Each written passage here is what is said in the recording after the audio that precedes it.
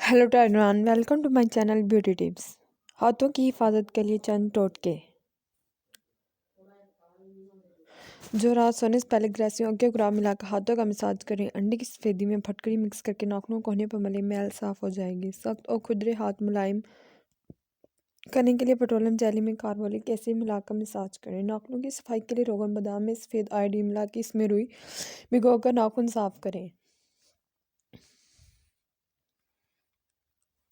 कंडे की सफेदी में 1 से 2 छोटी बोतल ग्लिसरीन की इतनी ही मिकदार शहद की लें, फिर पिसी हुई ज्वातरीनी मिलाएं कि क्रीम का पेस्ट बन जाए। इससे हाथों का मसाज करें। कंडे की जद्दी में 1 या 2 कप रोगन बादाम मिक्स करके